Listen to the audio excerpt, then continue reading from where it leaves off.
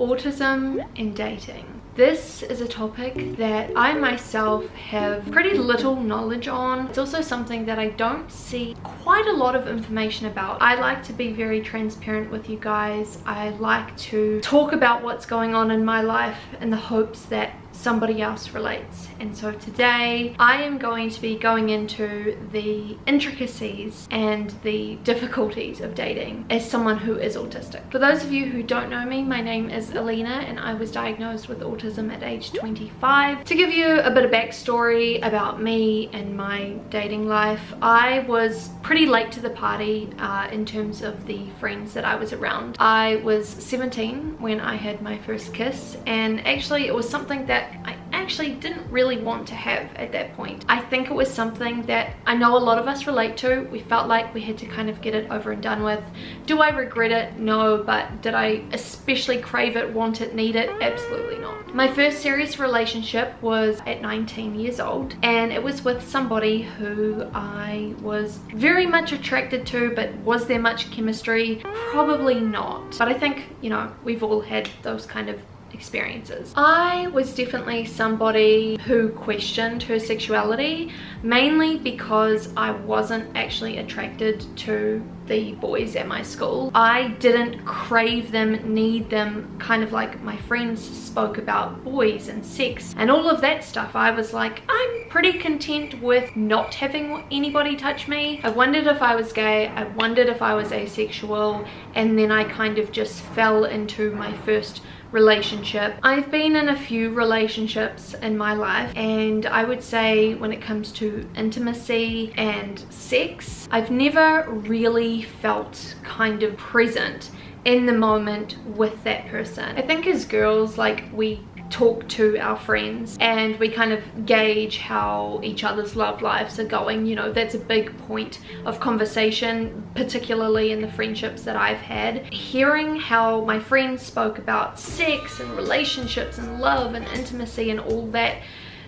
juicy stuff, I could never relate. I again felt like, I've said this before so many times, but I've always felt as though the cord from my head to my heart has been cut. And I questioned, why the fuck am I engaging in this when this feels like I'm just here to please somebody else? The funny part about all of this is I have been extremely hard on myself when I've never relaxed into intimate moments with somebody, and I've often wondered why I couldn't relax, why I couldn't just be in the moment, allow myself my true emotions in that moment. But what I've come to realize is so much of my life is masked that why would intimacy be any different? Why would I suddenly then, in that one singular moment, know how to let my guard down, know how to let somebody in, know how to let somebody see the real me? It just doesn't happen. The sad part and the really unfortunate part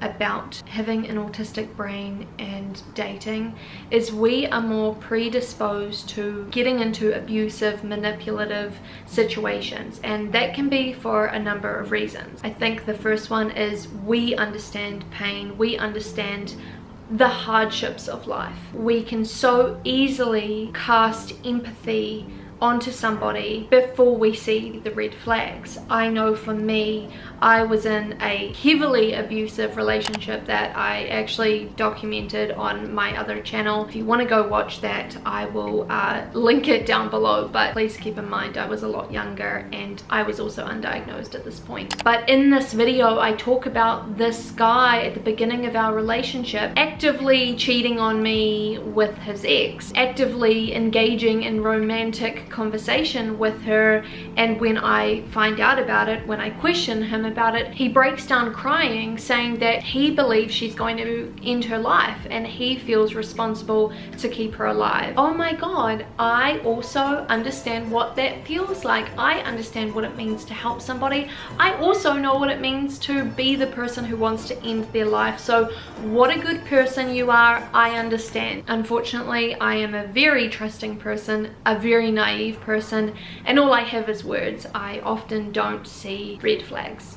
And I'm sure this is something that a lot of you are able to relate to. I think as well, we have very low self-esteem. A lot of us do when it comes to relationships. I know for me, I've often described myself, even before I was diagnosed, I'm going to be too much for somebody. They might like the initial me, but the real me is too much. Or I'm too little of something else. It's either too much or too little. At that point, I think it's sometimes easier to just kind of accept that you're going to kind of end up alone, that people will come and go, but you yourself are going to end up alone. When I visualized myself when I was younger, I actually imagined myself being alone. What that then means is if we come into contact with someone who we believe that we're interpreting accepts us entirely, we can kind of cling on to them, hold on to them for dear life, ignoring red flags, ignoring the, not even red flags, it can just be you're incompatible with somebody, but you're ignoring it, you're choosing to ignore it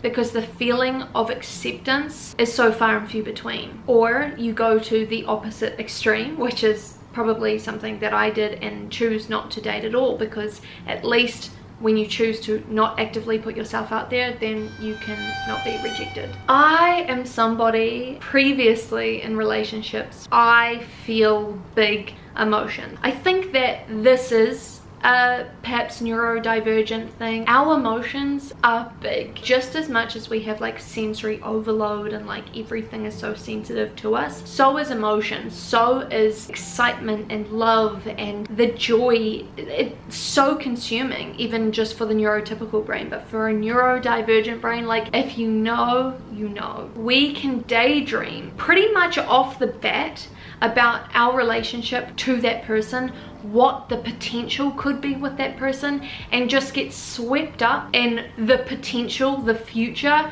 that the actual present hasn't even happened. They haven't even proven themselves, and I think this can lead to some heavy letdowns. But I think as well, it's a drug. You get such a great hit of dopamine when the person actually gives you just a little sprinkle of exactly what it is that you want. And I think what can happen here, and what has happened to me in the past, is that when they do show up just in the tiniest little way, when they do give me just a little bit of what I want, I then translate that excitement, that dopamine, into love. And that's when we get into a place called limerence. What is limerence, you ask? Or maybe you didn't, maybe you already know. Let me look it up, because Google can tell you better than I can. Limerence involves an obsessive infatuation with a specific person.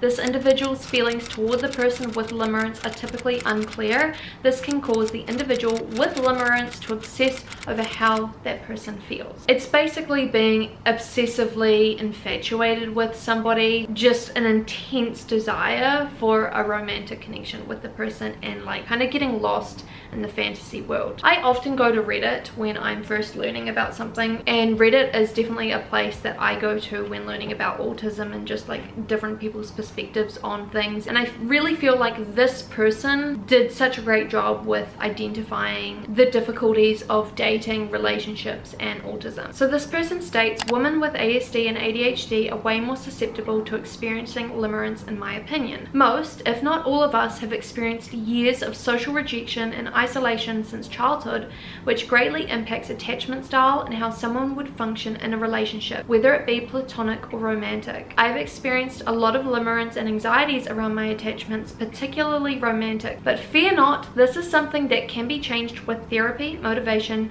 and the use of self-soothing techniques. Increased confidence and security in one's own self also greatly factors into it. I thought this was such a great perspective, because they're also talking about attachment style. If you guys don't know what your attachment style is, I will link a quiz down below. I don't know, sometimes quizzes can be helpful. For me, I have an anxious attachment primarily, which is actually something that kind of came out of the woodwork. I always believed that I was very avoidant, because I was kind of, you can't hurt me, I'm going to leave first. But I realize now that it's very much rooted in an anxious attachment, because when I do like somebody, when I do actually allow those feelings to come in, like I am prone to obsessing over whether they like me or not, really needing the validation. Keep in mind, I've done a lot of therapy and I'm now at a place where I have a lot of understanding over myself and my reactions, and I know how to emotionally regulate myself and self-soothe. I also just wanted to really quickly share this person's statement that's also come from Reddit, and they say, when I care about someone, I care about them all the way, which usually means I get hurt. Being able to medium care about someone instead of the all or nothing vibe would be nice. That sums me up, basically. The black and white thinking when it comes to emotions, it's like, I don't give an absolute shit about you or I would fucking die for you. And learning how to be in the gray, because you have to be in the gray when you're dating someone at the beginning, you know, you both have to see whether you like each other. Like, that's bruh.